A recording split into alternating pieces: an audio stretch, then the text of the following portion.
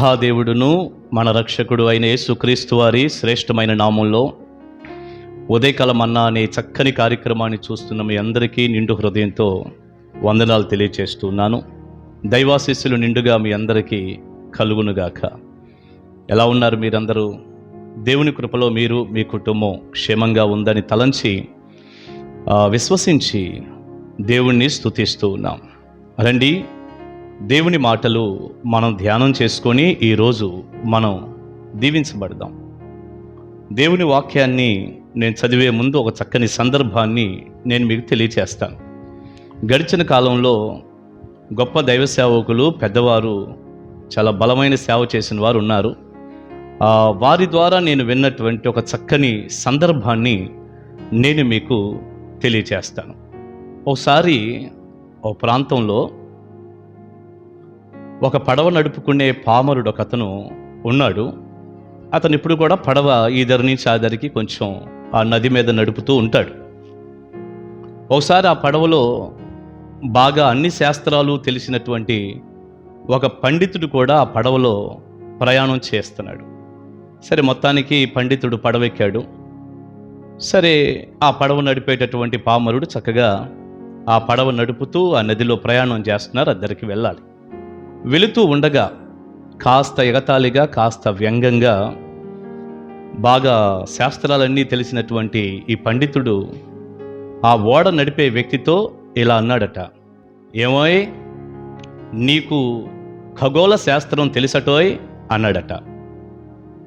అన్న వెంటనే ఆ వ్యక్తి అన్నాడు, అయ్యో, నాకు ఖగోళ శాస్త్రం ఎలా తెలిసిద్దండి? నేనేదో పడవ నడుపుకునే వ్యక్తిని, ఖగోళ శాస్త్రాలు అలాంటివి నాకు ఎలా తెలుస్తాయ్యా అని అన్నాడు ఆ వ్యక్తి.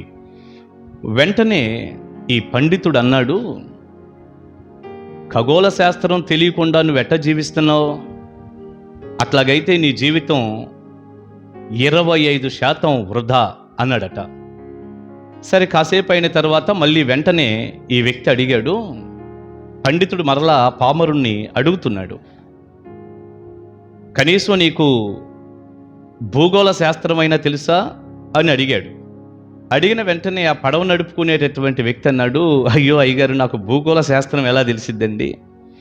నాకు ఇలాంటి శాస్త్రాలు ఏమి తెలియవయ్యా, నేనేది చదువు సంధ్య లేనటువంటి వ్యక్తిని, నేనేదో పడవ నడుపుకుంటున్నాను, ఈ శాస్త్రాలు నాకు తెలియవు అన్నాడు. నీ కనీసం భూగోళ శాస్త్రం కూడా తెలియదా? తెలియకపోతే నీ జీవితం 50% వృధా అన్నాడట ఈ పండితుడు. మళ్ళీ కొంత సమయం ఆగి మెల్లిగా ఈ పండితుడు ఆ పడవ నడుపుకునేటటువంటి వ్యక్తిని ఇలా అన్నాడు, కనీసం నీకు గణిత శాస్త్రం అయినా తెలుసా అని అడిగాడు. అడిగితే వెంటనే ఆ వ్యక్తి చెప్పాడు, లేదండి, నాకు గణిత శాస్త్రం కూడా తెలియదండి, ఈ శాస్త్రాలన్నీ నాకెలా తెలుస్తాయి అయ్యా? నేను ఎప్పుడు కూడా వీటి గురించి విన్నవాడిని కూడా కాదు, నేనేదో ఈ పడవ నడుపుకొని బ్రతికేవాడిని, నాకు ఈ శాస్త్రాలు తెలియవు, నాకు గణిత శాస్త్రం కూడా తెలియదు అన్నాడు. వెంటనే ఈ పండితుడు ఆ పామరుని అన్నాడు, కనీసం గణిత శాస్త్రం కూడా నీకు తెలీదా? అట్లాగైతే నీ జీవితం 75% వృధా అన్నాడట. సరే, అయిపోయింది. ఈ లోపు పడవ అలా ప్రయాణం చేస్తూ ఉండగా ఆ ఎదురుగా ఒక పెద్ద సుడిగుండం ఒకటి ఆ సమయంలో ఆ నదిలో మొత్తానికి ఒక పెద్ద సుడిగుండం ఒకటి కనపడింది. పడవ నడుపుకునే వ్యక్తి దాన్ని గమనించాడు. గమనించి ఇక ఈ సుడిగుండం నుంచి పడవ దాటట్ట వెళ్ళటం అసాధ్యం, పడవ బోల్తా పడుతుంది, పడవ మునిగిపోతుంది అన్న సంగతి కొద్ది నిమిషాలుగా ముందుగా ఈ పామరుడికి అర్థమైపోయింది. వెంటనే ఈ పామరుడు ఆ పడవలో ప్రయాణం చేస్తున్న పండితుణ్ణి ఇలా అడిగాడట, ఏమండి, మీకు ఈత శాస్త్రం ఏమన్నా తెలుసా అని. వెంటనే ఆ పండితుడు అన్నాడు, భలేవాడివయ్యా, ఈత శాస్త్రం నాకెట్ట తెలిసిద్ది? నాకు ఈత శాస్త్రం తెలియదు అన్నాడు. అయితే వెంటనే పామరుడు అన్నాడు, ఈత శాస్త్రం నీకు తెలియదు గనక నీ జీవితం 100% వృధా అన్నాడు ఆ వ్యక్తి. వెంటనే ఈయనన్నాడు, అదేంటి, ఈత శాస్త్రం తెలియకపోతే 100% వృధా ఏంటి? అయినా అసలు ఈత శాస్త్రం గురించి ఇప్పుడెందుకు చెప్పావు అని అడిగాడు. అడిగిన వెంటనే పామరుడు అన్నాడు, ఆ పడవ నడిపే వ్యక్తి, ఏమి లేదండి, పెద్ద సుడిగుండం ఒకటి మన ఎదురుగా ఉంది, ఈ పడవ బోల్తా పడి మొత్తానికి ఆ సుడిగుండంలో మునిగిపోయి మనం చచ్చిపోబోతున్నాం. నాకు మీరు చెప్పినటువంటి ఖగోళ శాస్త్రం, భూగోళ శాస్త్రం, గణిత శాస్త్రం ఏమీ తెలీదు, కానీ ఈత శాస్త్రం బాగా తెలుసు కాబట్టి నేను ఇందులో దూకేసి ఈదుకుంటా వెళ్ళిపోతున్నాను. మీకు ఈత శాస్త్రం తెలియదు కాబట్టి ఇక మీ జీవితం 100% వృధా అని నేను చెప్పాల్సి వచ్చింది అన్నాడు. ఈలోపు మొత్తానికి ఈత శాస్త్రం తెలిసినటువంటి పామరుడు ఈదుకుంటా ఒడ్డుకుపోయాడు. పడవ బోల్తా పడిపోయింది. పండితుడు చనిపోయాడు.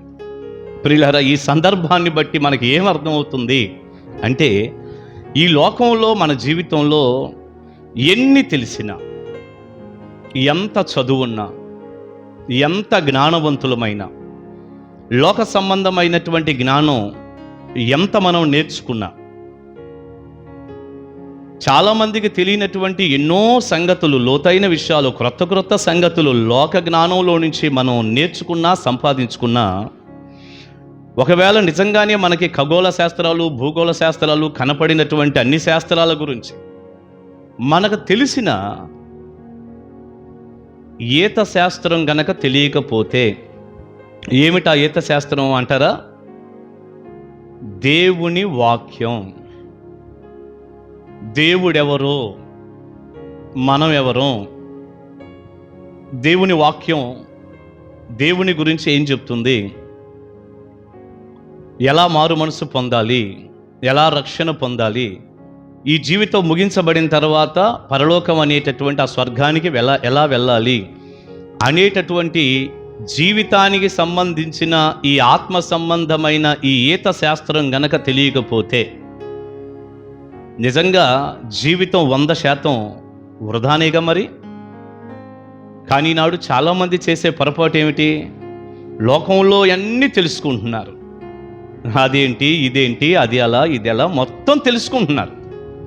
కానీ రేపు ఈ జీవితాన్ని విడిచిపెట్టిన తర్వాత నిత్య జీవానికి నేను ఎలా వెళ్ళాలి, పరలోక రాజ్యానికి నన్ను ఎవరు చేరుస్తారు, నేను అక్కడికి వెళ్ళాలంటే ఇప్పుడు నా జీవితంలో నేను ఎలా బ్రతకాలి, ఎలా ఉండాలి అని తెలుసుకోవటం మనిషికి చాలా కష్టంగా ఉంది, అనాసక్తిగా ఉంది. పెద్ద ఆసక్తి లేదు దాని మీద.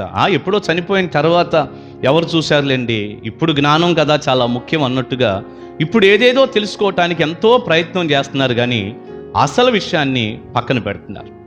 ప్రియులారా, మనం చెప్పుకున్న ఒక సందర్భంలో, లేక మనం చెప్పుకున్నటువంటి ఆ స్టోరీలో పెద్దవాళ్ళు చెప్పినటువంటి ఆ విషయంలో అన్ని శాస్త్రాలు అతనికి తెలిసిన ఈత శాస్త్రం తెలియనందువల్ల ఆ సమయానికి అతనికి అన్ని శాస్త్రాలు కూడా ఏం ఉపయోగపడనట్లే మన జీవితంలో లోక సంబంధంగా ఎన్ని తెలిసినప్పటికీ, ఎన్ని నేర్చుకున్నప్పటికీ అసలైనటువంటిది మనకు తెలియకపోతే మన జీవితం 100% వృధా అయిపోతుంది. కనుక దేవుని వాక్యాన్ని గురించి, దేవుని గురించి, ప్రభు అయిన యేసుక్రీస్తు వారి గురించి, ఆయన ఇచ్చే నిత్య జీవం గురించి మీరు అనుదినం తెలుసుకుంటూ, దేవుని వాక్యాన్ని చదువుతూ, మోకరించి ప్రార్థన చేస్తూ, మోకాల మీద బైబిల్ పఠిస్తూ, ఈ లోకంలో నేను జీవించినంతకాలం, దేవుడిచ్చిన ఆయుష్కాలం నేను జీవిస్తాను, ఆ తర్వాత నిత్య జీవం అనేది ఒకటి ఉంది, దాని కొరకు నేను తెలుసుకోవాలి అంటూ దేవుని గురించి, దేవుని మాటల గురించి, ఆయన వాక్యం గురించి లోతుగా ధ్యానం చేసి మీరు తెలుసుకుంటే అది నీ జీవితానికి ఎంతో ప్రయోజనం. అప్పుడు నీ జీవితం వృధా కాదు, తప్పకుండా ఇక్కడ దీవెనకరంగా ఉంటుంది, నిత్య జీవానికి మీరు వారసులు అవుతారు. మరి ఈ సందర్భానికి సంబంధించి ఒక చక్కని రెఫరెన్స్ ఇలా చదువుదామా? పరిశుద్ధ గ్రంథంలో నుంచి యోహాను సువార్త 17వ అధ్యాయం 3వ వచనం. అద్వితీయ సత్యదేవుడవైన నిన్నును నీవు పంపిన యేసు క్రీస్తును ఎరుగుటయే నిత్య జీవము. అద్వితీయ సత్యదేవుడవైన నిన్నును నీవు పంపిన యేసు క్రీస్తును ఎరుగుటయే నిత్య జీవము. యేసు క్రీస్తును ఎరుగుటయే నిత్య జీవము. దైవాశీస్సులు మీ అందరికీ ఉండునుగాక. ఈరోజంతా ఆయన సన్నిధి మీకు తోడుగా ఉండి సహాయపడునుగాక. ప్రార్థన చేసుకుందాం. మహాపరిశుద్ధుడు అయిన తండ్రి, ప్రేమగల ప్రభువా, మీకు వందనాలు. ఈ చక్కటి క్లుప్తమైన సందేశం ద్వారా మీ ప్రజలతో మీరు మాట్లాడుతూ వస్తున్నారు. మీ ద్వారా కలిగే ప్రతి ఆశీర్వాదము, దీవెన మీ బిడ్డలకు దయచేయండి. మాకు ఈ జీవిత కాలంలో ఏది తెలిసినా తెలియకపోయినా ప్రభువా, ఈ లోకాన్ని విడిచిన తరువాత నిత్య జీవానికి మేము వారసులగునట్లు అద్వితీయ సత్యదేవుడు అయిన నిన్ను, అయ్యా, మీరు పంపించిన మీ ప్రియకుమారుడైన యేసుక్రీస్తును ఎరుగుటయే నిత్య జీవమని మేము చదువుతున్నాం గనక వాక్యాన్ని చదివి ధ్యానించి దేవా మిమ్మల్ని గూర్చి లోతుగా తెలుసుకొని నిత్య జీవానికి వారసులయ్యేటటువంటి ఈ జీవిత ఈత శాస్త్రం ప్రజలందరూ గ్రహించి మేలు పొందినట్లు సహాయం చేయండి. యేసు నామమున ప్రార్థన మనవులు అడుగుచున్నాము తండ్రి. ఆమేన్, ఆమేన్. God bless you. దేవుని మహాకృప మీకు తోడై ఉండును గాక. మన ఛానల్ సబ్స్క్రైబ్ చేసుకోకపోతే తప్పకుండా చేసుకోండి. కలుసుకుందాం. Praise the lord.